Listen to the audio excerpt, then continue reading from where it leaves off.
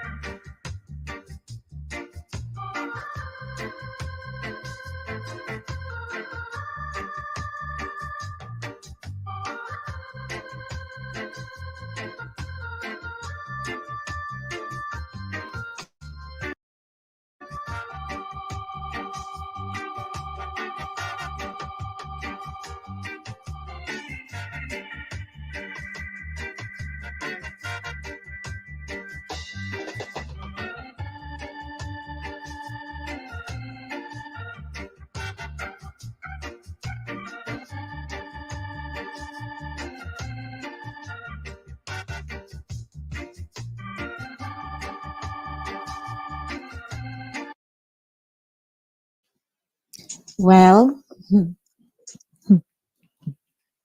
I keep snickering when I join on a Saturday morning because there's so much to do and so little time. Good morning, morning. Welcome to Saturday morning runnings, coming to you live from inside the zone with Lady D, Denise Gomez, and the crew. The platform where voices are heard and people connect. Welcome to another exciting feature of the program where we talk about our traditions and cultures, memories of our childhood, and bouts of laughter. This morning promises to be one of those. Whether it was a one entry, 5 years, or multiple indefinite, that's the visa stamped in our passports. It meant that the long-awaited dream of coming to Farin had come true. In fact, we quickly took on the slang, "Me a fly out," or "Me a go up so." We shared the news with friends and family members with a sense of accomplishment and even became a consultant on the do's and don'ts of how to prepare for the dreaded interview at the embassy. But coming to Farin, for many of us, was not what we expected, or it perhaps worked out in your favor. Come, a Saturday morning runnings, make we talk.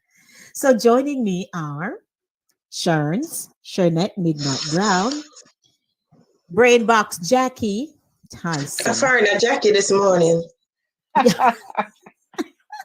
And if you know anything about some of us, we're always on time. So there has to be a reason why Max not here. So Max has a very important appointment that she cannot miss. So we miss her.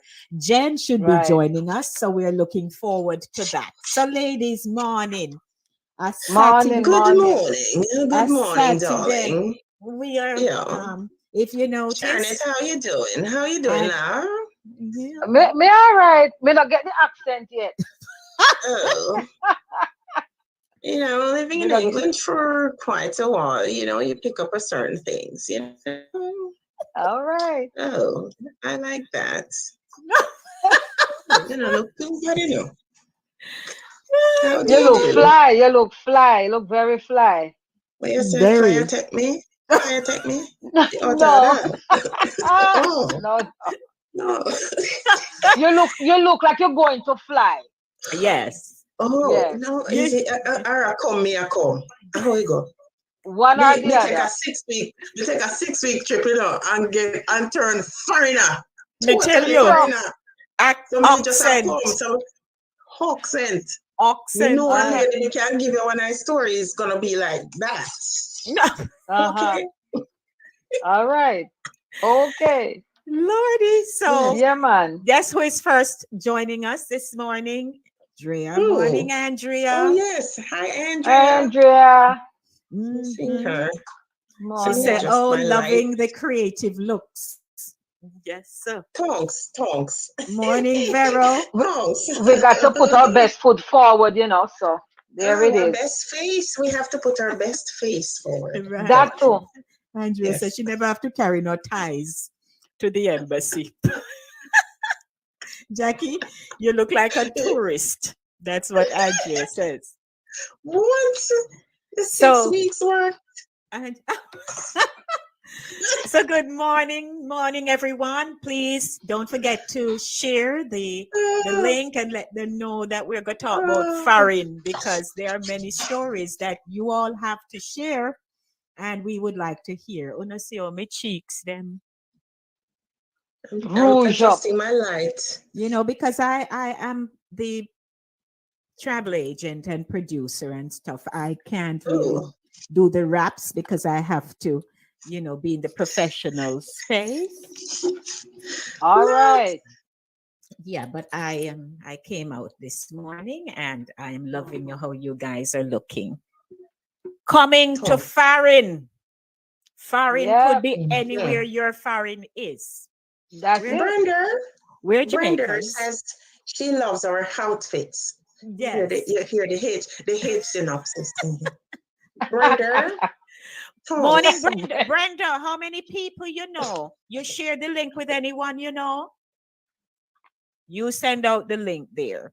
She loving outfits. All right. Good morning. For those of you coming on, please share.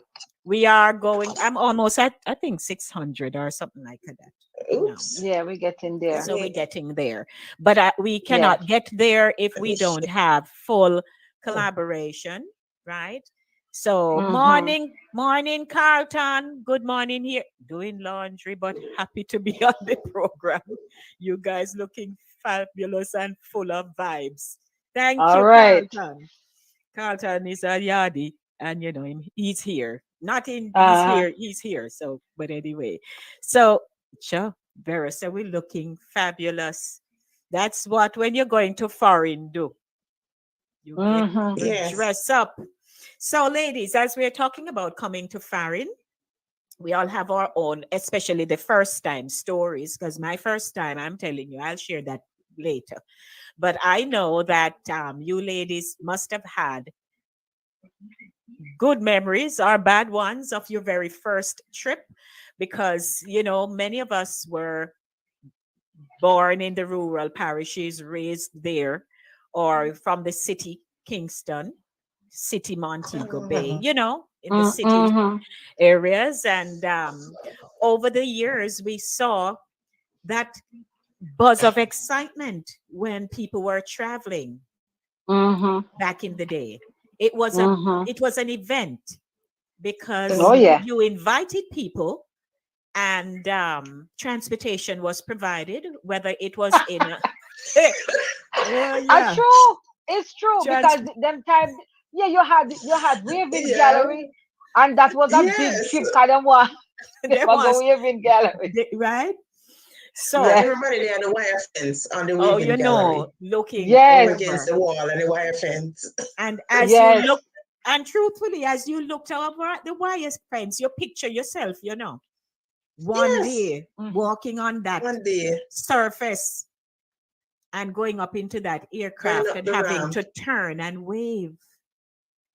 Yeah, because you had to walk way out on the tarmac. You remember? You had to walk way out. And breeze that blow you. If you don't wear much, you have to put 2 phones in your pocket. Them breeze, there was some breeze. Right. So but remember, also, the traveling started from in the community, because the Sunday before you travel, say people are come to church, come pray for you, pastor call you up, and it's like a big prayer. Right? So people are get prayed for, so that picking them, I got the whole family, everybody get touched by pastor, and people surround them, and it was a big deal. Some people never come to church on Sunday. Right. And as a matter of fact, all right, so there is that permanent, right, residency that you get. So those people who knew that them are come a Farin and it's not likely them will come back, would walk from door to door, and have that exit goodbye conversation with their neighbors and their very good friends in the community. That was me. See, really? Sure. Yes. That was me. And let me tell you, my grandfather's sister-in-law. So bear with me now. My grandfather's sister-in-law, Aunt Lynn. I remember when I went to her and I said, I'm going to leave. As opposed to everybody else who say, okay, your mother go send for you a long time. And yes, and so. That lady turned on me and gave me a tongue lashing. Because what it is, let me just say, I did not come here. I came here with trepidation and reluctance. I did not want to come here at all. Let me just say that. I was not one of them that had a big, like, me I go up, me I fly out, my turn. No, I did. Matter of fact, when I got my visa, I sat on the visa until it almost expired. Really? Yes, I had the visa. I think back then, we don't know what it is now, but back then your visa was good for, I think, 3 months. And mine was about to expire. Yeah, because I was filed 4. So I was a permanent, I'm coming permanently, which I did not want. And oh Lord Jesus. Anyway, let me go back to Aunt Lynn because that's too much. I said to Aunt Lynn, I'm leaving next week, so on, so on, so. Aunt Lynn chased me off, because my grandmother initially was supposed to come with me. My grandfather had passed away a couple of years before. And so my grandmother then ended up changing her mind and say, what, she now better come if you go on. So I didn't really want to leave her, to be honest. But then she said, no, man, go on, maybe all right, send me food, come give me, come look for me and all of that stuff. So preparation was made for a companion to stay with her and so on and so forth. But Aunt Lynn traced me off because she said, imagine I should be staying with my grandmother because my grandmother raised me and know that I'm grown and me a big woman now. So therefore, me should have stayed with my grandmother until she passed and then me could have looked at my own self. So she never gave me any well wishes like what good God with you and all that like other people did. She'd tell me off in no uncertain terms that I was very selfish to believe in my grandmother at a time like this when she need me. She's over 80 plus and I am now leaving her and I should put my plans on hold and stay with her. She was not to be denied. She tell me I'm good and proper. My goodness. She never got with. Well, I mean, and she wasn't living far away because my grandmother was her sister-in-law. You know, she not her sister-in-law, was her husband's sister. Yeah, because her husband and my grandfather were brothers. You know, Okay. but she does figure that I should stay. Which and the weird thing is that's how I felt. You know, that's exactly how I felt. But you know, she just laced me. She laced me proper. Lace a long time. I didn't hear that one. Yeah, man. She laced you good and proper. Yes. Oh my goodness. Well, you know, so yes, people used to say their goodbyes. And like you said, some would be happy, some would not be very pleased, right? And worse, if you go and in the first few months, you know, letter come and, you know, people are going, people going down to the call box and call and, you know, a check up and I do collect call. And I do collect call. See, remember that? Collect call. Yeah. Right? Dollar and Yes. change a minute. Lord have mercy. Yes. No call me peak. No call me when I peak time. Call me off peak. Yes. Yes.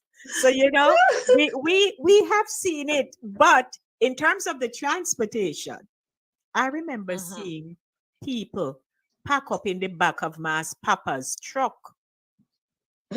Yes. Going masking to airport because somebody are going. Yeah. So by all means necessary. Yeah, it was like a field trip. Yes, man. Yes. And then there and that was an opportunity sometimes to some people who have never left the district. Right. Right. And then And some go people to Montego Bay or Kingston. Right, because those were the two airports. Yeah, because you might not, probably they've never been to the airport, and don't anticipate going at least anytime soon. So it's a big deal. Big deal. So we'd like to once again say welcome to our viewers. Coming to Farin is our topic this morning. What story do you have? You can post it in the chat. And again, you are invited to join us here, you know, on a Saturday morning live. If you'd like to be a guest on the show, we will welcome you so you can have full participation to share your story. As you know, we have boundaries. So as them say, no, everything good for eat, good for talk. But we talk where we know we can talk. So that you know, we're not worried about that. So if you're concerned about that, you can choose what you would like to share as opposed to what you don't want to share. But you're welcome. So if you want to join us one morning, just put it in the chat for now, today, and then you send me your information. And most of you here I know anyway. So I do have your information and we can make it happen. How about that? Great. So, Jax, let me start with you. Your first trip. What was that? My first trip to, well, we have to differentiate. You have big Farin and you have little Farin. So you know, so there's a difference, Lady D. Because some of us, our first trip on a plane was to a small island or another island. So you know, for me, my first trip on a plane was to Haiti. Okay. My first trip was to Haiti. And that was just before everything went bangarang. Bangarang. Yes. When I went there, you could see that it was about to fall. This was in 1988. That was in 1988. I actually left the country with a group of young ladies. My mother sent us to modeling school in 1983, and I was 15 years old, and she the guy who owned the modeling school, he was an openly gay guy, and he knew people in Haiti because he used to work there. So he made some connections, and he saw where we could do a series of fashion shows in Haiti for the people. One of the family that we stayed with, their brother was running for president of Haiti. The names were Bazin. That's their name. And we stayed there for a period of 2 months, and we did fashion shows in this club every night. We just go there, and it was like 2 outfits. I just needed that, that addition. That place was packed every night. And we'd go and we did. I was, a young kid, and I went.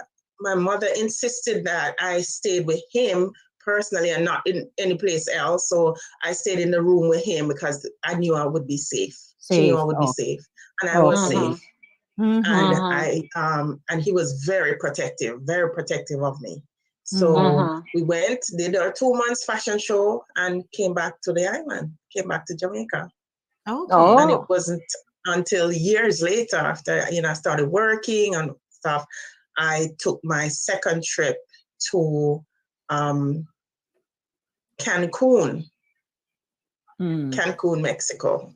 All right. My experiences were small before the big Farin. And when I went to Cancun, Mexico, that was a great experience too, because I was working with the tourist board, and we were going to, they had a delegation, a whole plane load of people going to Cancun. At the time, Cancun had just opened up, and I broke some borders when I was working in TPDCO, that's tourist board, and nobody from the information officers program has ever gone into the managers and spoken to them the way I did. And I told them that we are giving information to people about, our island and where they should go and whatever. And we don't even know what other people's borders look like.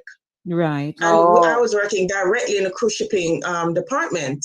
So, and I was a supervisor. So I told them that I'll even pay my own fare to go and see how they do things in Cancun. And by me saying that, they paid for my trip to go to Cancun. Great. Very good. Yeah. Very good. Yep.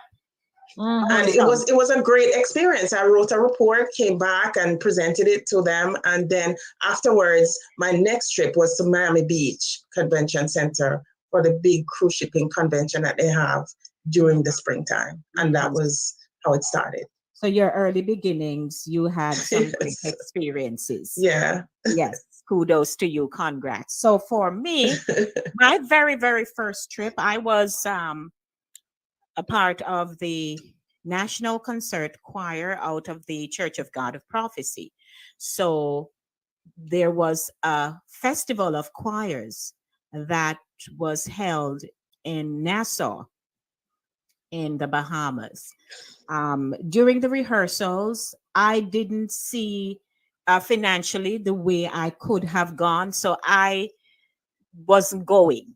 I was with the choir and directing and stuff, but I wasn't sure I would go. But eventually I was able to go. At that time, you had to pay a landing fee. I think it was like $80 US or something like that. You had to pay landing. Oh yeah, you remember we used to have departure tax and all that stuff? Yes.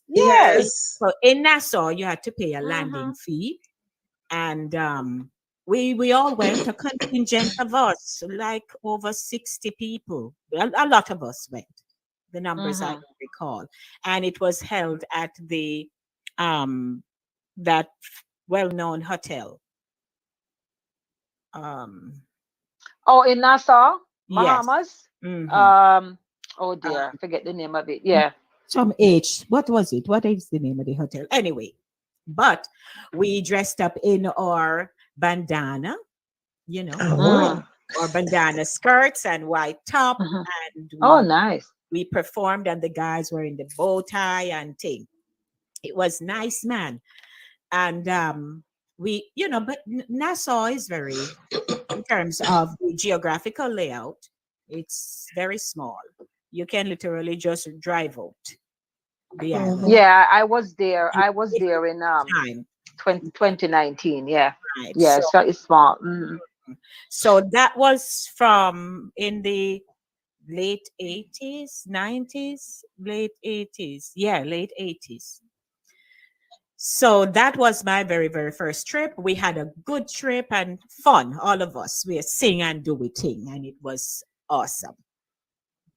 So my second trip now was I chose to go to the US Embassy.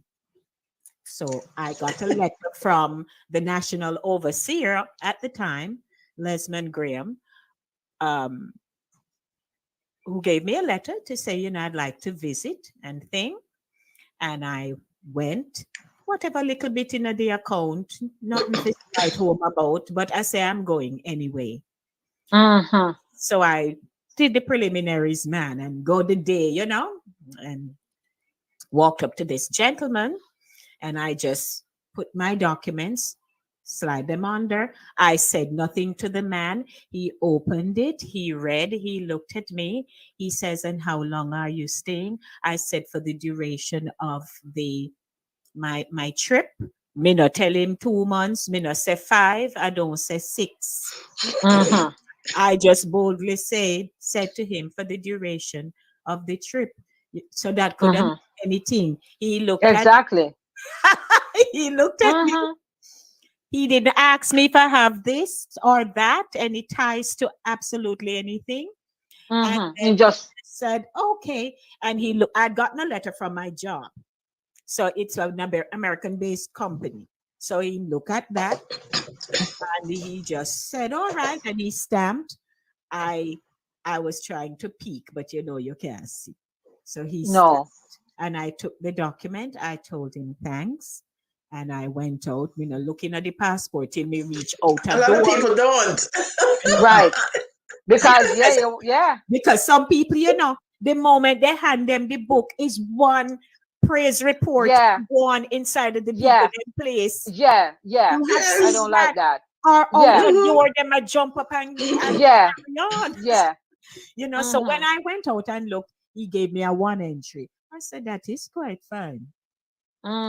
So I called up a friend of mine. She lived here in the US at the time. I said, listen, I got a visa and, you know, I'd want to come travel. She said, Denise, come, man. So that was in 1987. Yeah. Me said, me plan the trip, ticket. She said, Denise, it is, listen now, she said it is cold, so dress warm. Right? Oh, Lord of mercy. See, that's so I got what month was it, Lady D? So that I know we are talking about February. Oh, because I came in 87 too. Oh, so that and it was cold. February, brilliant winter. Oh yeah. So yeah. But then I know nothing about you see cool on TV. Please. You know, you see how people dress. But you know, so here the part with my part of it, I know, and I will not be long. I'll speed it up. I had a dressmaker and I call her up and say, you're gonna make me an outfit because I'm going up. Right? Yeah, fly out. So she said, all right. I bought a nice linen teal colored fabric and she made me linen because she can sew, you know. So she turtleneck look and, you know, long skirt and jacket with a belt. Me did look ready. So from the neck to below my knee, me good. I'll get one pair of kind of thick stocking because she said I have to keep my feet warm. All right, so you listen to the instructions. So I had a nice little white pair of shoe, one little heel like so, and the top of the shoe had perforated holes. So, listen, February. So I'm trying to laugh, you know, man. No laugh. It was a Sunday. It was a Sunday trip. So I got to airport, man, do me check-in. Auntie Paula had given me a jacket because she had been here. So she gave me a jacket. So again, jacket intact, clothes in a suitcase from my neck to right below my knee, me good. Me have on stocking, a little white shoes. February. When I got to Kennedy, snow. Me see snow, me look out a door, me see snow like cement. Snow. So I'm like, okay. Then we were told that the flight is delayed, right? And they're gonna have to tell us when we are gonna leave. So me walk up and down whole time in the airport, eat, come here, me money, me buy me stuff, eat, me read, me carry book, me read, me relax. Finally, it was called, right? Maybe some good 3 hours after we heard the flight call, and we started to board. So while we were in line, they stopped us and said they can't use this aircraft because they realized they're low on landing fuel. So they have to take us off. Again, I am fine, my foot okay. I am in the building and I would have been fine. So after that, we waited some time and then they called again and redirect us to some places to go board. So I saw an open door. I see people are go outside. And I saw some of the people. So you were already in New York? Yes, so we're in New York and I'm going to Connecticut. So I have to connect to go to Bradley. Okay. So I see the door. I may look outside and snow high so on the tarmac. And the men out there are shoveling and do them thing and a blow snow. And some of the people who were going to board with me, I saw them going outside. So them are people, dressed to the T, boots and this and that. Again, Denise have them know what time it is. Denise have a nice little jacket in our white shoes. So when I walked up, it was my turn now. So I go up to this agent. I said, "Is this flight so and so?" Although it depends on something, so me I read it, but me can't believe. He said yes. I said, "And we have to walk outside?" He said yes. So then he looked at me. He says, "And where are you coming from?" Oh Lord. I said, "Jamaica." He looked down at me. He says, "Well, you're going to have to walk out there." Hello. Mercy. Before my foot even touched the snow. This is now my first experience with snow. Me no country, me no butu, so me understand. But hello, when me step down, because them never get fish shovel where they step part. Oh Lord. When me put down my foot, me no see me shoes. Yeah, your foot lost. My foot lost and the snow come all the way a little above my knee. So my poor little skirt tail disappear and wet instantly. Yeah, and the linen. No, sir. Linen. No, sir. So me now I take me time, I prod, me use me toe inside of the shoe to grip me foot so that my foot no come out of the shoes. You no understand? Me have to walk one good distance to go out. So me I look for the plane. When me look, I want a little American eagle. Them will look like Tinson Pen playing them. You no understand? Yeah. Yes. Yeah. One mess. People are walk past me fast and a plod in a snow. And you have to take time, an inch. Time and an inch. So my shoes no come off. Listen, by the time I reach inside of the plane, when me look at, the little eagle. So me look now, me find me seat. That's when me sit down behind the pilot. And the door is open because more people have to come in. Lord Jesus. The wind blow till I was thinking to myself, maybe they shouldn't let us fly because the snow falls still. One something, me tap him on his back. I said, "Can you pull up the door?" He says, "No, ma'am. More people are coming." I'm like, So you know what? Jamaican, me always have a handkerchief and a little washcloth. Me not Yes. ever since. I still do it. I still walk with a little, as we say, rag.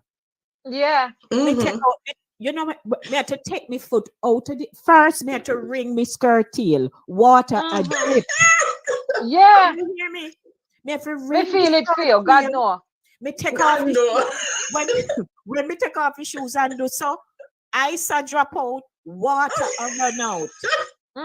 But it was one of those little white shoes. Me don't know where me da go. Me don't know what happened from my ankle down. Why me never or my knee down. Why I did not properly. But you don't know. And them should have prepared you, whoever was inviting You don't know you. that. But guess what? Had it not been for that blizzard, you know, because that was a blizzard in 87. Had it not been for that, I would have been fine because you would have connected into the aircraft. So Right. would not have been that exposed. Yeah. Missy pneumonia, Missy sick, everything. Yeah, I was gonna ask you, I was Listen gonna say thankfully you never catch pneumonia. So the shoe was one of those elasticity, it has a lot of elasticity. Stretch. So I could, So you could ring it. When we do so, Missy water drain out to the shoe. Me take the rag, wrap one foot, and the kerchief, wrap the other foot. You had a, and put you it must. and put it back in the shoe because we can't keep my foot exposed like that. I'm seated. Yeah, you two of them must fear them are gonna drop off. Listen, finally, two people came in and he locked the door. We'll leave. It was the worst experience. The little aircraft was just going like that. In the wind, the snow. Finally, we land. Listen to me. It was a repeat of the same. Yes, because so oh wow. And it looked like the Bradley crew were not vigilant. And and plus further up north, the snow is more. Yes, so it's pouring more. But I don't think they had a lot of crew working the ground to, stuff. Well, they're not to blow and stuff. Yeah. Father, when me see the door open, because it's a smaller airport. Walk again. Walk to the building. I'm like, Jesus, what a mess! What is this? And I had to do the same thing again. Back to the building. When I got inside, I went into I spotted my luggage because you connect so that you then put it somewhere. Me walk, me find it. The time they used to when me I walk, me just hear me shoes. I got squish. Oh God! Squish. And water kind of. Then me foot still wrapping on the kerchief and the rag. Oh God! Me look like a perfect country bumpkin. I can imagine. All of my skirt wet up. Lord have mercy. Going to the restroom, me get as much paper towel as me could, squeeze the shoes. It was an ordeal. Squeeze the shoes, try to get it to some kind of, less saturated position. So me could have. That's rough. Oh, that's rough. Yes. Oh, no, hear me. That is rough. So me wipe off, When we go back outside, I got my suitcase. I was exhausted. But must. Because snow, walking through snow does make you warm. It makes you tired. From a warm place. Yes. So that kind of exposure, I said, Jesus, please don't let me get sick here. Yeah. So then, you know what me do? Exhaustion, me just give up and say me not even stand up and profile. Me wet up, me look a mess already. I just turn over the suitcase, take a seat on top of it. In the people in the center of the airport, I just sit down. And shortly after, I saw my friend coming. And so she walked towards me. Me know she said, but I'm not Denise. Not Denise, me. Oh, God.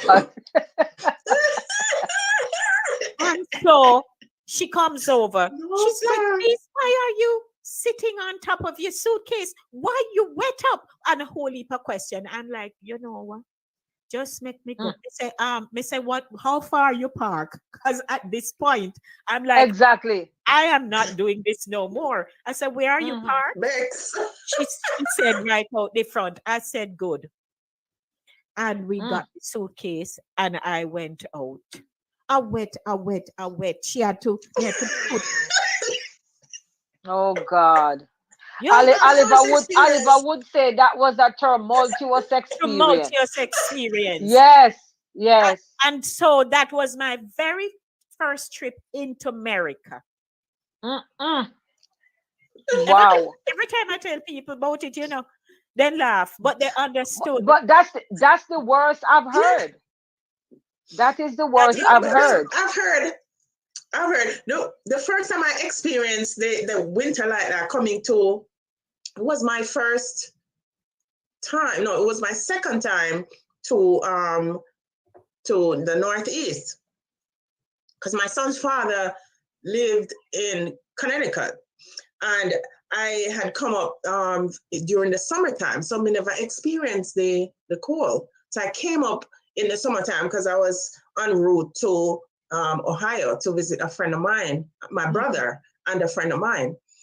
So I stopped in Connecticut. I spent a few days, I think it was a week, and then I left.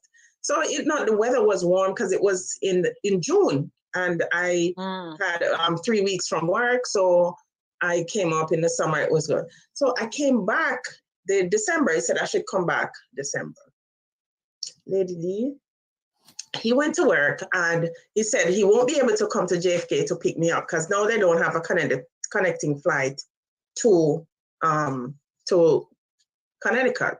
So I had to take the limousine service to Connecticut. So I took limousine service. When I got to the bus station in Connecticut, I was the only person standing there. Nobody else. All the shops, nobody at the bus station. But that's a place. That's a designated place that they drop people off.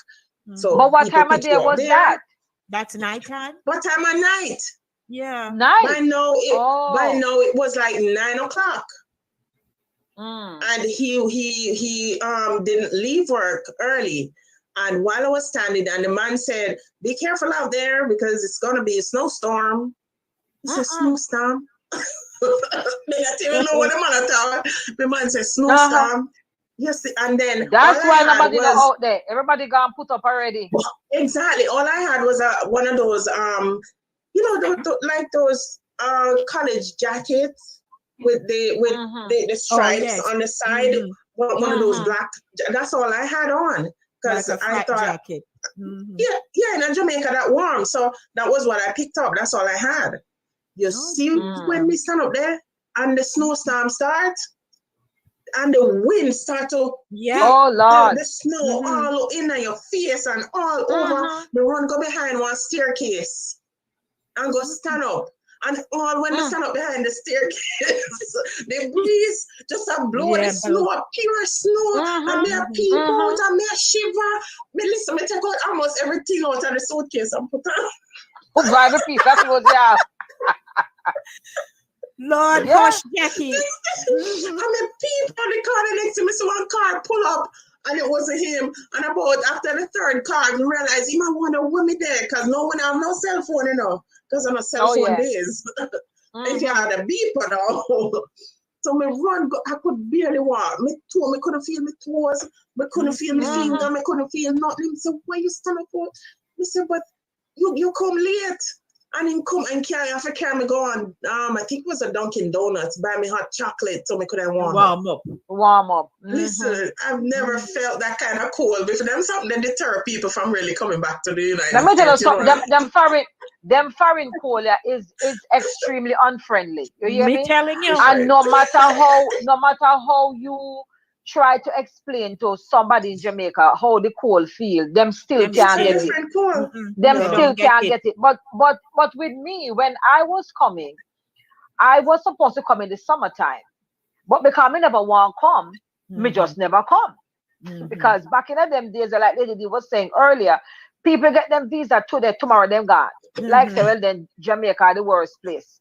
Today, and them gone tomorrow. So when we got to the embassy, and some people were saying, no, lucky, cars can't get turned down, no matter file phone or whatever. I had my daughter at the time. She was only a year old. So I never do want to leave my husband. I never want to leave my granny. I just never want to come here, man. Never want to come. I have my whole life out there. But so when my sisters them left in August, I did not leave until November. Like me say, my visa would have expired in a couple of days. And my mother literally called down there and said, threatened me and said, look here, if you don't come now, this, that, and the third. So I say, yeah, all right, me come now. So I end up coming in November, and I'm telling you, going to the airport, it was a whole convoy. My father-in-law, the sister-in-law, the cousin, the auntie, the one day, the 1 year, everybody upon waving gallery. And look here, me a ball like somebody dead, Yes. Me ball. Oh God, me cry. My husband a cry, me a cry. Me have the daughter in my hand. She was a year and 4 months. Little child, little snuggly me have on with her. And me get onto the plane, and the plane I sit down, and them time the air Jamaica, you get pick up a mobby, and it have to go Kingston, land again. People come on and you go on again. I sat there crying the entire time. I just bend down my head over my daughter in my lap. And me cry, but me I cry silently, as far as I know. I mean, I was heartbroken, let me tell you. Yeah. And then I remember we were well in flight, and I think they were coming around with food. Them time upon here, Jamaica, I get brown stew, chicken, rice and peas, plantain, greens, dinner, carrot, juice. You get dinner, you can smell the carter come. Yes. And when the stewardess get to me, she said, oh my, she said, you all right? So I think I must nod and say yes. So she said, where you going up? You're going up for a funeral? Me say no. And then me I wonder why she's saying that. So me say, why you think you're going up for your funeral? She said, but for you come up on the plane, you not stop ball.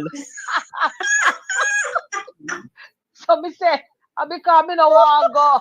Oh Lord. And she said, no, man, you're all right. But I did not want to come at all. Oh. Never want to come. Never want to come. Oh dear. The plane, Jen, we would like to say a very special welcome to Jen. Good morning. Jen, oh, you look rosy sour. What's that? No. Farin do it. Farin agree with her. Morning, but Jen. The plane almost left me this morning. Yes. Yes. The plane almost left. Anyway, good morning, everyone. Good morning, Ryan. I can see that you say you here. Yes. Good morning. Well, my time coming to America was the most enjoyable time because guess what? My mother was here already. Okay. And the fact that I'm going to be with my mother, everybody else put aside. My son and my son came with me. But before that, I used to travel with pantomime and perform. So going away was nothing. I remember the first time I took a plane to come to America. The cast members tricked me and tell me, say, I didn't know it's the first time. So they said, anytime we reach over Cuba, we must duck. Uh-oh. And I hear them say, now we're going over Cuba. We put them in at the bottom of this dead. Everybody says, it's just like when they say no standing zone, amiga, movers, right.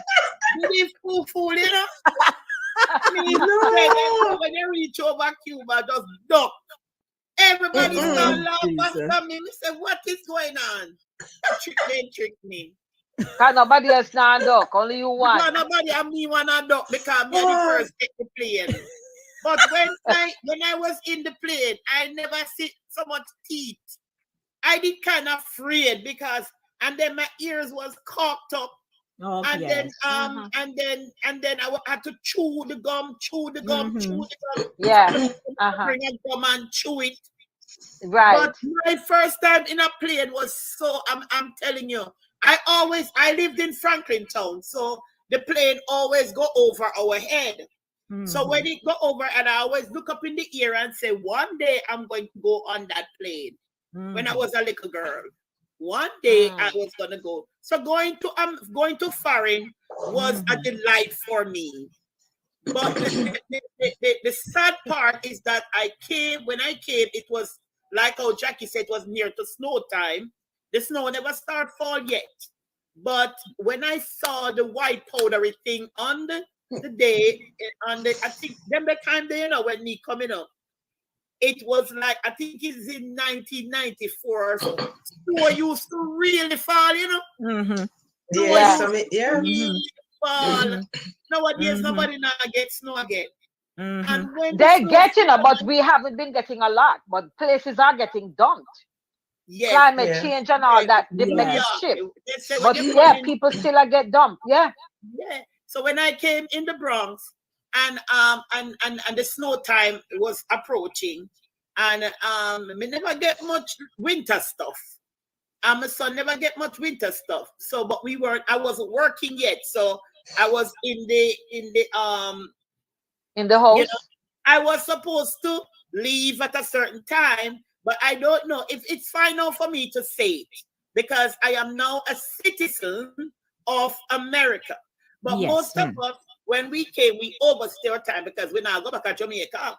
You understand me? But my reason for staying was I was supposed to go to City College, and I sent my transcript to the wrong place.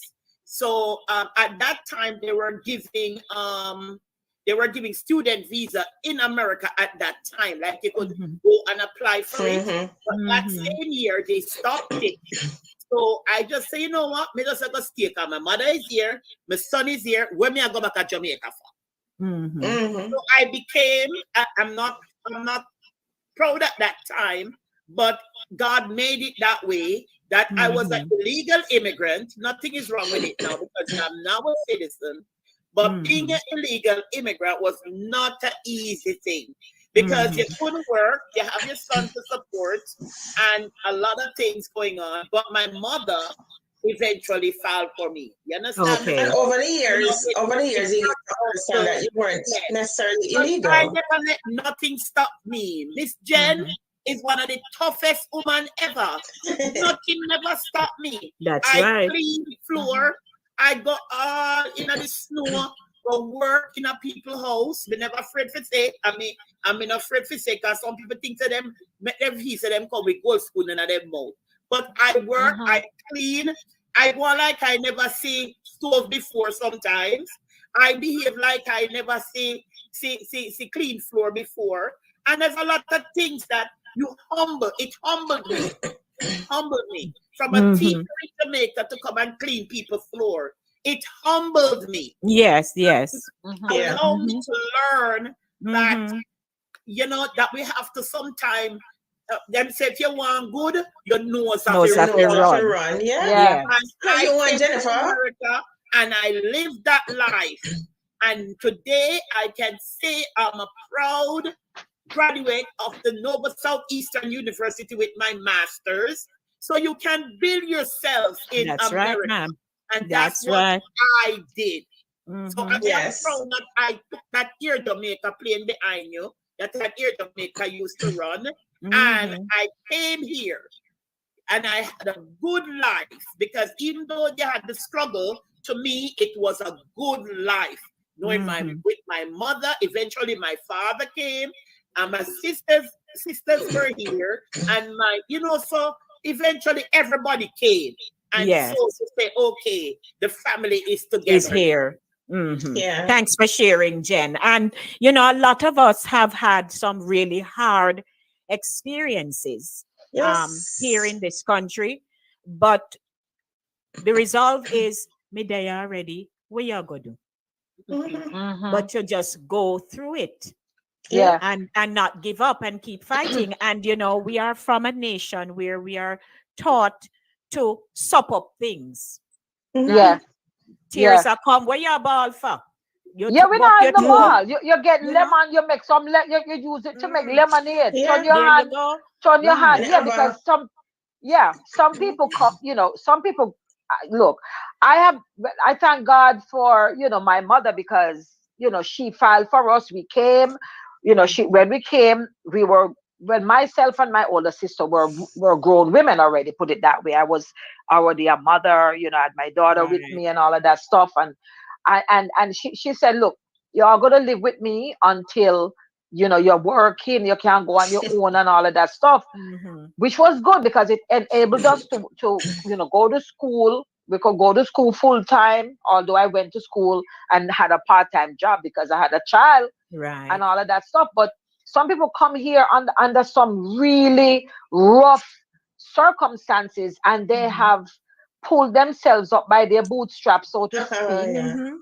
But the thing is, with Jamaicans, we are very, very, very industrious, and we are very, very, we're full of pride and tenacity. Yes. We will have a plan.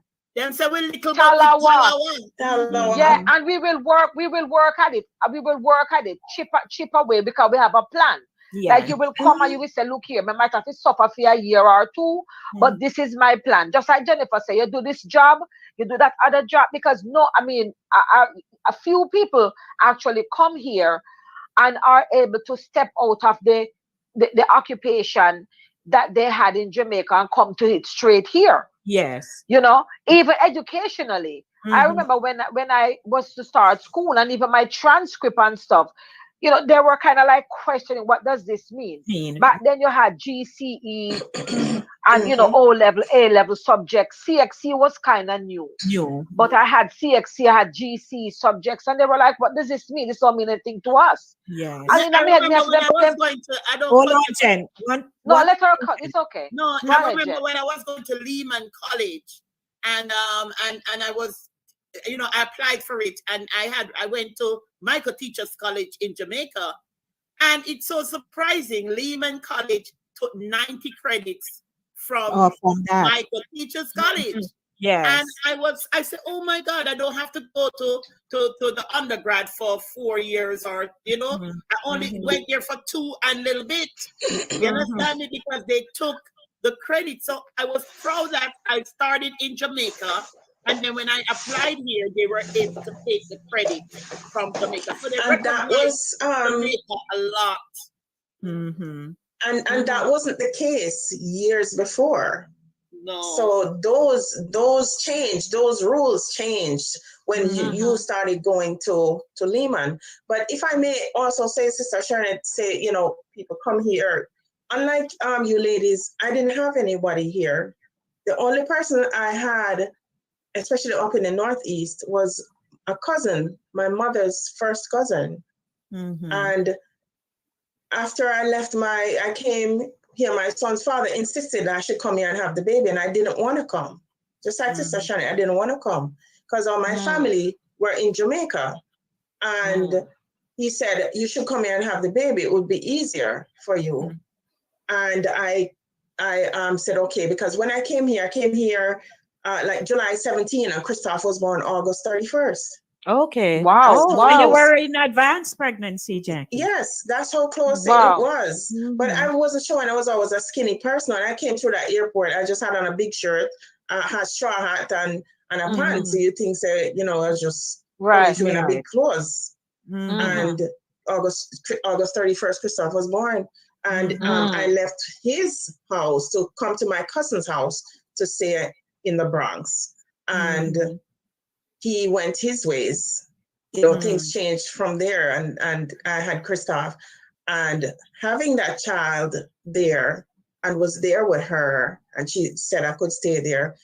After a while, the child wasn't even 18 months when she said I had 1 day, 1 night, no longer. Those were the words written on the piece of paper. Wow. We seem to have a lot in common, the 3 ladies. 1 day, 1 night, no longer. Yeah. And I was out. I was out the door with a young baby in my hand. Oh and God. today I hold a bachelor's degree on my own. Right. I worked cleaning people's floors and all of that. And the education that I earned in Jamaica, I let it work for me here. And like you said, we're resilient people. And that same cousin had to turn around. And she didn't fully apologize. But if she don't hear from me today, she's going to find me. Yeah. Because But you know what? me, You know what? Yeah. Just forgive her and move on. But you know what happened? A lot of people have similar experiences where a very good friend of mine that I met here, her mom took her and two of her siblings here. And back then, I mean, I came on a Saturday. And by the Monday, my mother took me to Social Security office to sign up for my stuff. And she was like, okay, get your number now, apply for finish. My mother was all about finishing your education, doing this, doing that. Her mother took them on the Monday. Oh, she froze. Uh-oh. Yeah, as I was saying, we all had something in common because we all had our children, whether in the belly or in the hand. And that was when you have your kid with you, it gives you hope to fight. You understand me? Oh, yes. So, yes. Yeah, you have to fight for them. Even if you don't fight for yourself, you have to fight for them. Yeah. But I can tell you something, because, I've had my share of disappointments and so on. I remember I was working. The blessing about New York, which is why you find it like a melting pot, because you are able to, if you really go to your bed hungry in a New York, is because maybe you did not connect yourself to people, to start building a community, or because of your pride, because you can still have no money and still somebody might bless you to give you something. That's true. That's my take. That's true. If you really try and say, especially those of us who come from the islands and other parts of the world who are considered, immigrants and what have you, if you don't connect yourself to people, that is when you find yourself in serious problems, where you can't actually say, I can go call on Mary, I can go call on Jane, see a patty, a chicken wing, some fries, some water, something. That's one of the things I realized. But I can tell you, I was blessed to get a job one time at a little preschool. I was with them for like 2 years. And you're working in this preschool, but if you don't have everything you need to have, then you can be as visible. But when it come time for the spot checks by the DOE, you better be present. I said I'm going to write a book. Them take you out with the rest. We can write a book. So one day, me there doing their administrative stuff for them and stuff, and a knock came on the door. I didn't get up to answer the door. The director got up and went to the door, and the person introduced themselves, and she said, "Give us a minute," because she just quick like that. And then she come and she said, "Miss Stevens," and so and so and so. So I say I'm going to write a book about through the back door, because I had to quickly grab my bag, go through the back door, go sit down in our restaurant next door, and wait until they call me back when she leaves. Do a lot of that. Yeah, I have heard of that. So because of that, we were it's always, rough, man. Rough. We were always on the alert. But some of us have come here and managed to hold our heads up. I used to work with a factory lady D in Jersey. It was down now in Secaucus. And I never had nothing. But I won't tell you how I got on that factory, in that factory. No, you don't have when, to. When the people them coming, you want to see we are scatter. You understand me? Yes. We have to scatter. But I used to work with I stand on my feet. That's why my foot mash up now. I used to run up that train station. Oh, girl. That Jersey bus every morning, and sometimes them give me extra hours. I have to go on a Saturday. So 6 days a week, I am running up that something to go to Jersey to work in that factory, and I have to stand on my feet for over 8 hours, packing up people for Burlington and all those big notch places. Tagging the clothes, they call them sweatshops. I used to do all of that. So when I can't walk on my foot now, is a reason. I used to do it all. Yes, it's not easy. And you know something? How many of you did have 2 or 3 jobs? No, me never do that. I've had 2 jobs. I've had 2 jobs. Matter of fact, I had 2 jobs up until that's a a tradition week ago. for Jamaicans in this country. Yes. I did. Yeah. But you know something? I know about working $5 an hour. $5 an hour. What? $5 in that factory. It's $5 an hour. If you don't, when you go home and you get the $100 and something a week, you're happy. I know, but listen, you know, somebody had asked me a question some years back. They work in a good job in Jamaica. She has a daughter. The daughter is now an attorney, but years back, that's like some 27 years. And she had asked me, you know, what I thought of her. You know, she was thinking of coming here. And of course, she would have come here without a green card, that kind of thing. So I listened carefully because I know this is the land of the free and the home of the brave. And everybody can come here and, you know, have different experiences. So I don't really use my own experience to cloud your possibility, right?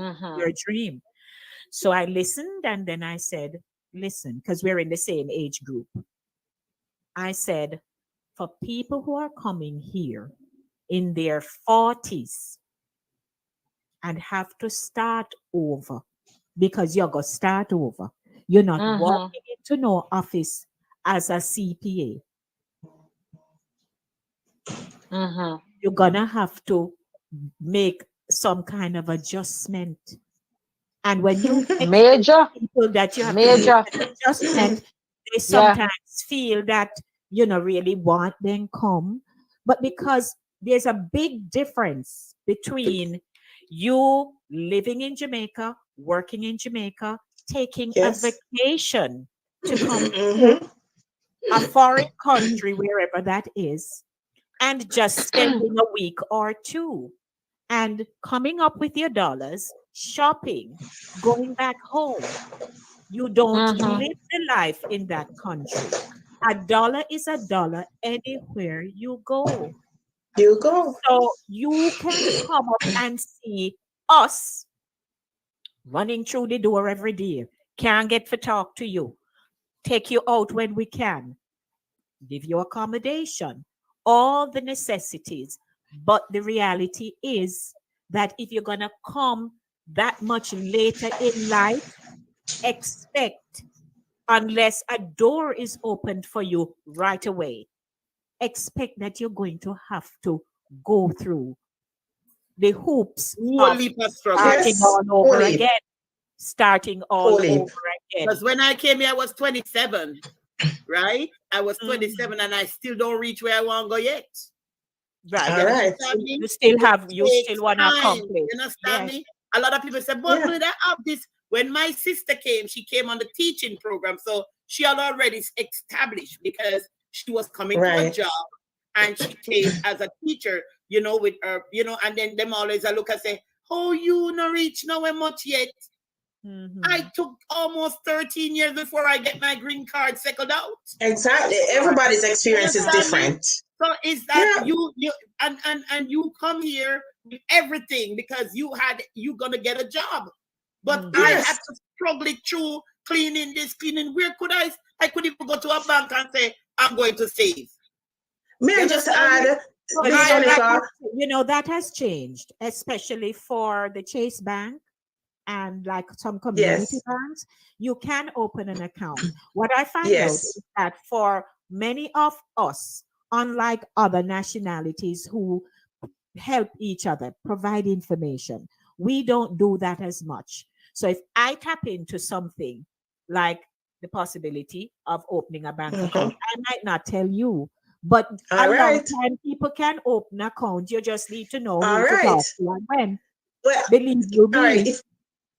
If I can come in here, somebody who worked with the banking system here in this country for over 12 years told me that I could not get a bank account here because, for one, I did not have a green card, or I did not have a social security number. And this is what I did. I got a little job.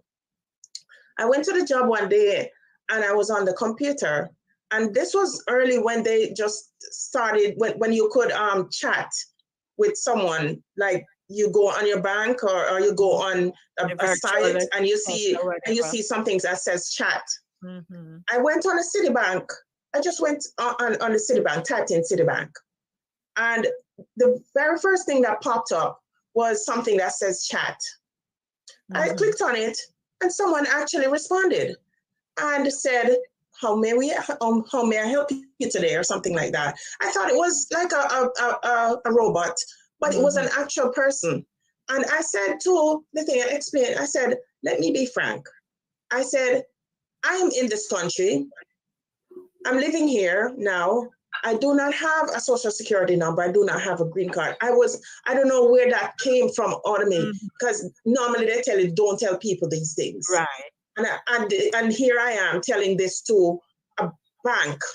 And it's like that fear just hit the door that morning. And I said, where I am from, I am used to saving my money and putting it somewhere. And I do work a little money here. So I need somewhere to save my money. And it was a lot of money, and I wasn't even getting the money every week. Sometimes weeks would pass when I wouldn't get paid.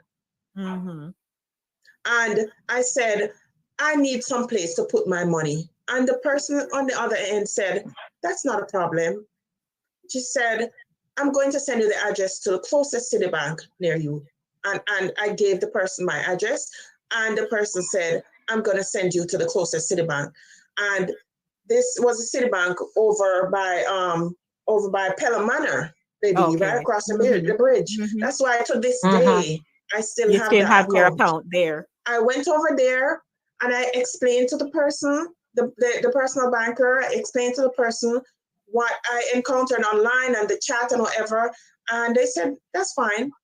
And they told me, just get 2 references and something about my income, how I got my income, whatever. And I went and got the letter. Trust me, by the next day, I was on top of that. By the next day, we realized I couldn't get an account. That was like freedom right there. Well, I'm telling you. You know what I did? I got an account. I got the account opened, and that was where it started. And today, every time I call Citibank, they said, thank you for being a loyal customer. This is a lot over of people 16 don't years. like. Congrats, Jackie. A lot of people tend not to like the Chase Bank, but I can I tell love you, them. I love Chase. I love Chase. Listen, I had done some promotions for me can do little of this, little of that. So I had gotten some money by way of a check. We have no bank account.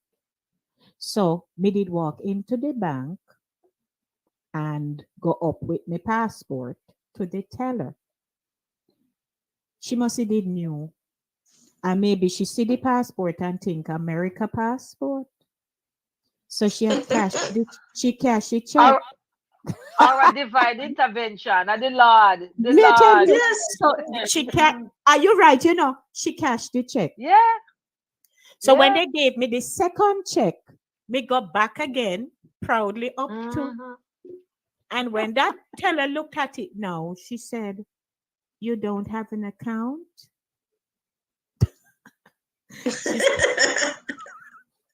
She said, "You don't have a bank account?" I said, "No." She said, "All right, go over to the customer service guys over there. Chasing Mount Vernon." I went over. I sat with one Spanish one and a Caucasian one.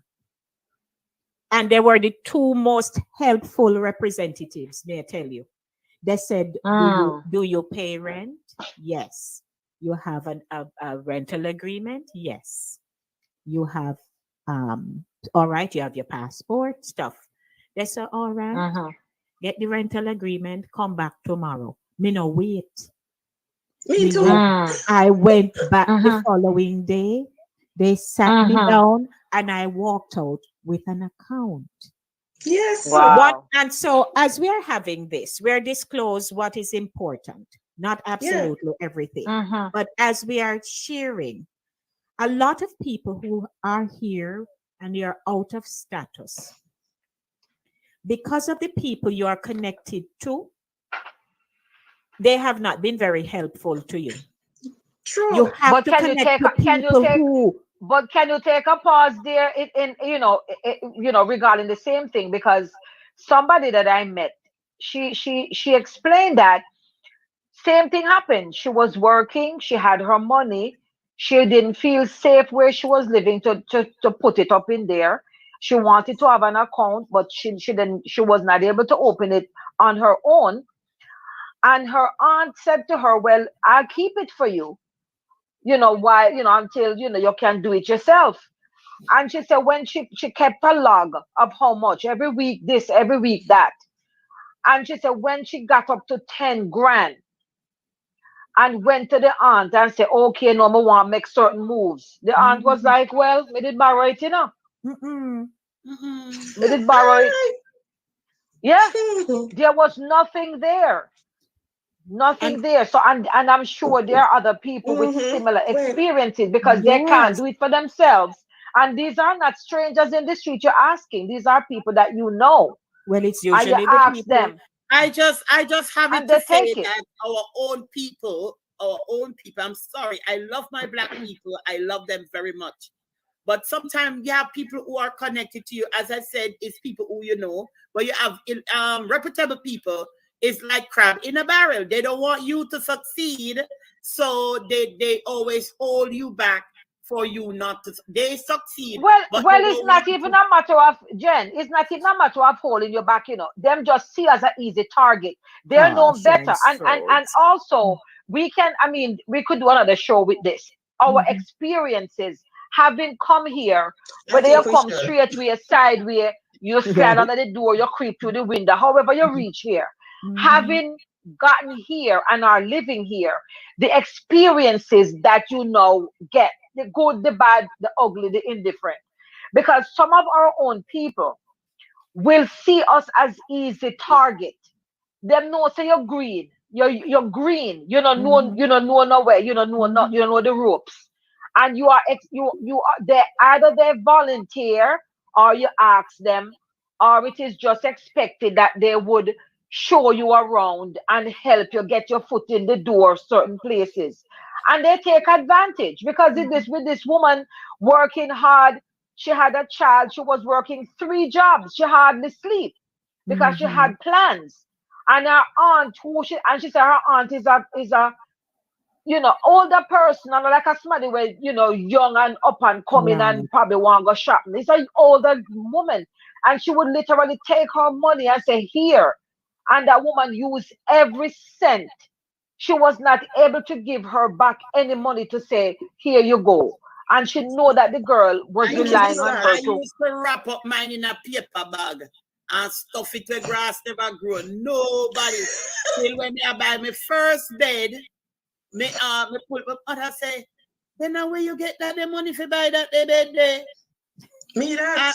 I never, not that I never love my mother or trust my mother or anything, But me hear so much horror story. Me hear this story. Yes. Yeah. You know what? Anything me go do, me go just cover, me go just hide my stuff. Because when I came here, not even my family was here, and I don't want to talk ill of my family because they do. I used to trouble, go help this family, help that family, and sometimes not even send me that. You understand me? And those are the things I use and mark that. You understand me? They never really, I couldn't get a winter jacket, I couldn't get nothing for my son.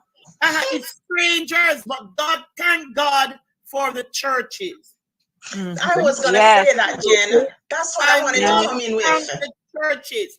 Some of them never too called for. But if you come as an immigrant, they're going to make sure you are okay. Yes. They're going to make sure you have a little food. Sometimes it's one slice of pizza I can afford. They made sure you had a little food. You could have got to Sister Jane's house and she cooked nice Sunday dinner. And you could eat because my mother used to work out and she wasn't at home half of the time. So sometimes it's just me and my son and huddle up. You understand me? So I must thank God for the churches used to help a lot immigrants. Well, I can tell you something that it was just on Thursday. You know, someone walked into our office and, you know, I have a discerning spirit. So she's talking to me. She came to look a job, but I figured there was more to that because I spotted 2 bags with her. After talking, I invited her to take a seat, you know, and stuff, and got the full story. So, you know, we right away started to figure out, you can't sleep out a door because she had nowhere to go. So, you know, we started to make some calls and stuff like that because people will come into this country, green card or no green card. Yeah. Somebody will say to you, you can stay with me for 2 weeks. Then within the week and a half, face start to show, fridge slam, this should happen, and you realize they're sending a message to you. Yeah. And but, you but have before I got cut off, before I got cut off that time, my friend was telling me they came and within the following week, her mom took them around and said, okay, you look a job, everybody look a job. And she said they got their first check. They worked like the 2 weeks and got their first check. And the mother said, okay, you all got to go. Oh, dear. Remember, you know, the mother sent for them. She's living somewhere adequate where there's room. And she tell them have to go on them own. She said, oh, no, big people may send food, no, or no work, go find somewhere. And they had to pack up them suitcase. Some was not even fully emptied out. I think we should. And they had to go find somewhere. I'm telling you. And I want to thank on this program. I want to thank this. It's some friends of mine from Antigua, and up till today we are still friends.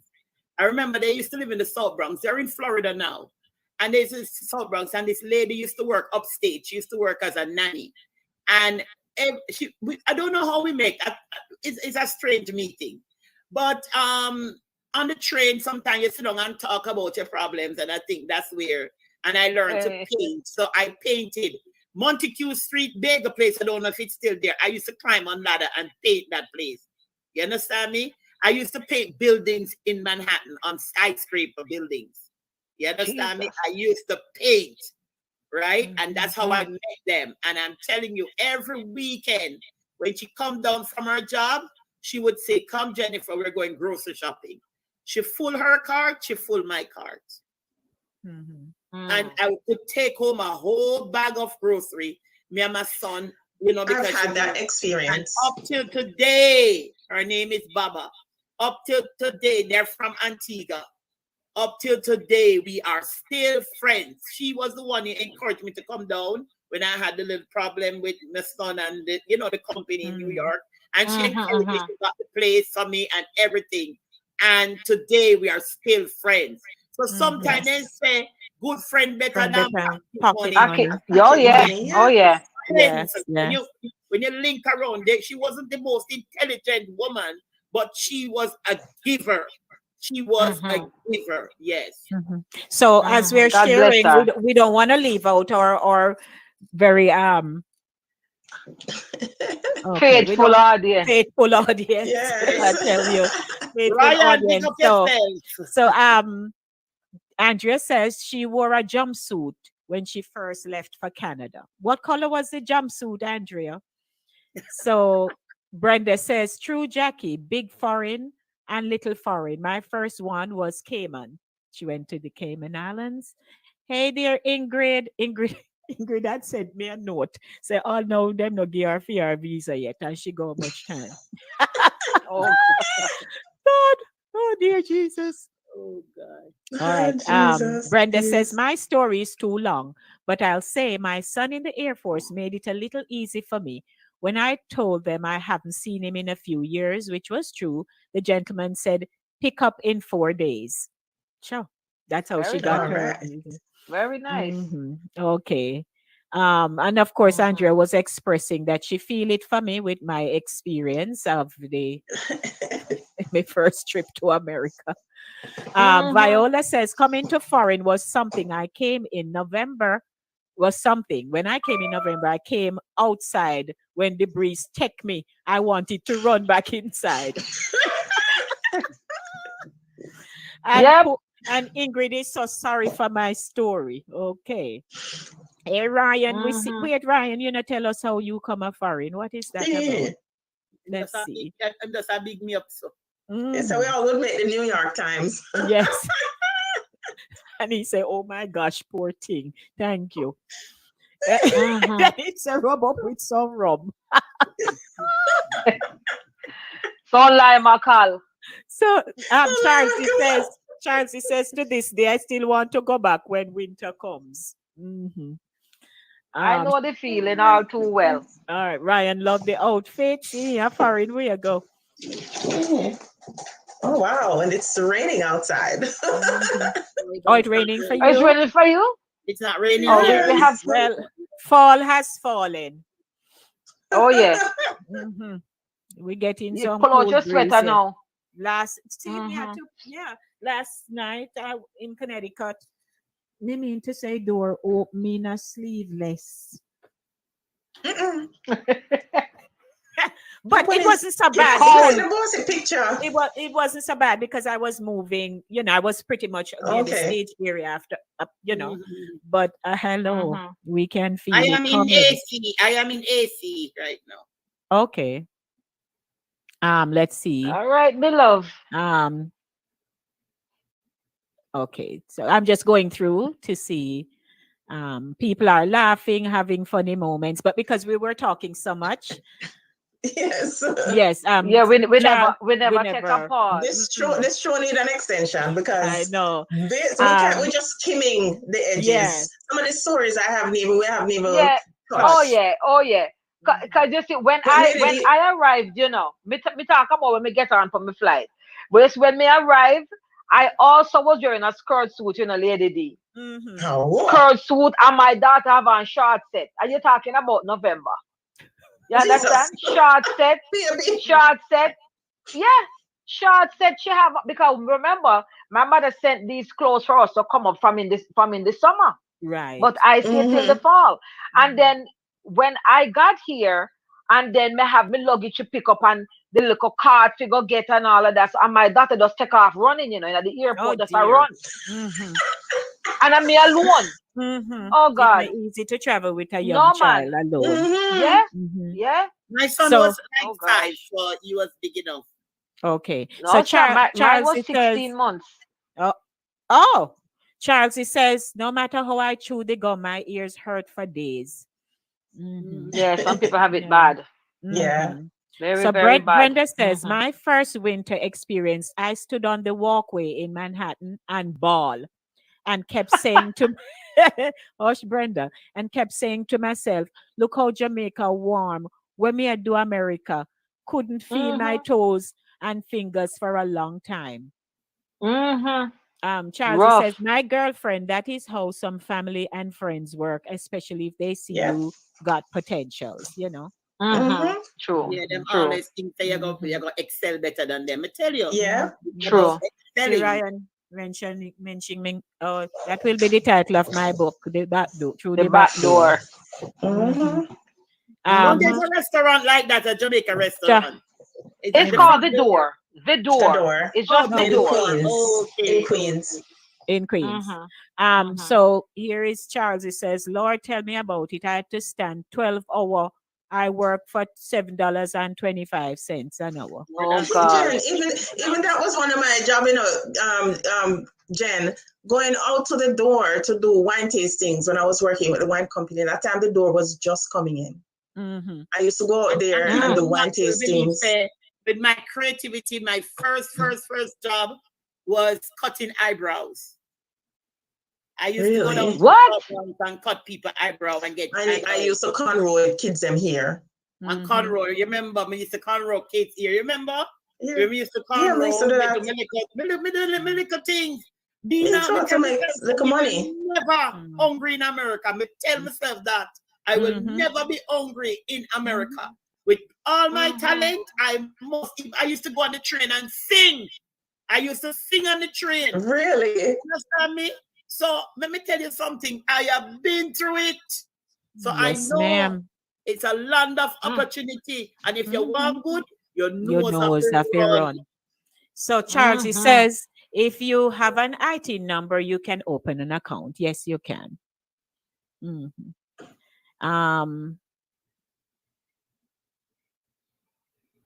But you know what? I also find that some of the young people, especially who come here with everything in their hand, them come with them card, yes, somebody file for them and everything, and they come here with them card and everything. They don't appreciate it, and I find that people who come here and struggle to get it, they are the ones who succeed. And they make things work for them. They take advantage of the opportunities. But the ones who come here with everything in their hand, used to them stand up at the corner. I filed for somebody already, and they get it so easy that they never appreciate it. Never appreciate me and never appreciate it.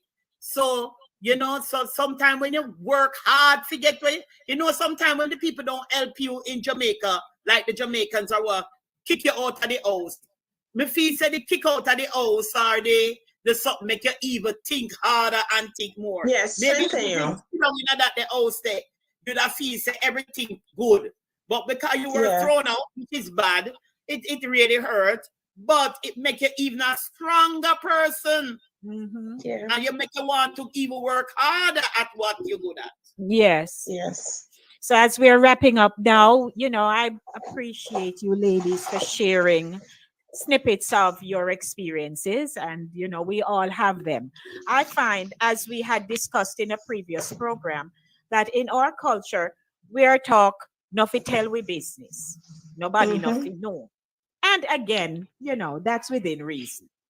You don't walk and just talk your story, but if it is something significant and there is commonality across the board where people's experiences are the same, then yes, you can share your story. And so that people know that, hey, no matter what, there is a way out. There is help for you. And speaking of help, there are people who are still out of status, and somebody say a high time now. I would just like to caution you, while it is still high time, please do not go put yourself into any compromising and dangerous situations just because. Because the consequence for that, we have to pay for that. Some way, shape, or form. And I always tell people that it's good to listen. Listen. Sometimes listen. You don't have to adhere to whatever people say, but listen. What them say? Pick sense out of sometimes nonsense when I say nonsense to you. But you can learn. You can learn from people. You understand me? From the experience we say this morning, I can talk about my experience because I can see from my experience where it took me. So it's fine to talk about it. So others who are in the predicament will know how to take the step they need to take. And like Lady D says, people say you mustn't talk your business or whatever, but there's some part of the business that you have to talk, because if I did not talk, I don't think I would be here today, because I came to the point of deportation in this country. Yeah. And here I am today. I'm a citizen and I worked, and I'm still educating myself. I earned a bachelor's degree all on my own here. Yes. So some things you have to let someone know, because that person may be the one to help you. Yeah, to help you. So thank you for sharing this morning, ladies. And, you know, all of us have come here. Some people just get up and come because they like America. Some came because they have a plan. And the plan perhaps didn't come into fruition. Things happen, changes, but still they have not given up. So in whatever circumstance we find ourselves, we should still keep pressing and don't just sit down. We don't know what it is to sit down and fold the hand. If anybody come here and sit down and fold them hand, you had no reason to come. That's what I think. Lady, do you know me already? Me exactly. A woman who can do so much things. Me do every little thing for survive. Yes, brother. So we want to say thanks to all those who spent the time with us this morning. We appreciate you know, because you know could wipe floor out a mall, a shop, or doing something. But we thank you. So your final comments, as we go. When I see my glasses. Yes, ma'am. This is the first time I see a Dockers on a foreigner, it was over them, just snap it over the regular glasses. And it was somebody coming down from England. So she just snapped. And I thought that was fantastic. It looked like Viewmaster. Jackie, them used to call them mafia. You remember? Remember mafia? That's why I put it on. That's why mafia. Anyway, before I go, because I have to leave now, but before I go, I just want to say that thank you, Lady D, and for all that you have done. You have very educated topics. Sometimes we laugh, sometimes we get serious, but at the same time, we are teaching our community about life. And with our experience, we can teach you guys and tell others to tell others to join in, because this is a cultural show, but it is also an educating show. And we learned so today we talked about our experience coming to America. You know, some of we never born with gold spoon, but we end up with gold spoon. Because once I have God with me, I think I have more than gold spoon in my mouth, because my God said his riches is in glory, and his children will never suffer. So me take that opportunity. And as I said, I could tell so much stories, but thank God we are alive to tell the stories. A lot of people gone, but we are still here. And I just want to thank you. Thank you, Lady D, for such a wonderful time. And thank you, ladies. And I am out. So blessings. Walk good. You too. Walk good, you too. All righty. So Sharon's and Jack. Oh, it was a good morning. I feel good about it. Oh my gosh, yes. And we just skim the edges, you know, of this topic. That's just the edges, And we can have a part 2, because we could have a specific area of a part 2, you know. Yeah, right. And based on the experiences, like Lady D said, that she planned on writing a book. I had that same thought because of the experiences and some of the stories. You them say when you think your situation bad, listen to somebody else's story, and you would really realize. Yeah, other people can identify with it. Thank you again, Lady D, for the platform and the camaraderie and the fun and the seriousness of the topics. Yes, of course. Yeah. Blessings to you, ladies, and to our viewers. Keep sharing and spreading the word. We want to get to 1,000. We shouldn't take so long for 1,000. You know, come on now. How much people don't know? share, man, and say, just subscribe. It don't cost them nothing because, you know, people here subscribe, they hear money. But just say subscribe, no man, she won't get to 1,000. You see, when we hit 1,000, we're on the way. Oh, okay. Yes. Yes, so once I get to 1,000 subscribers. Tell your mother, your father, your auntie, your cousin, friend, the piece by the laundromat, whatever. Tell them to subscribe. Thank you, Ingrid. Ingrid's a great show, Lady D. All right, so blessings, ladies. We're gonna say ta-ta for now and looking forward to so next week with another great topic. Yes, please. We're out. All right. Okay.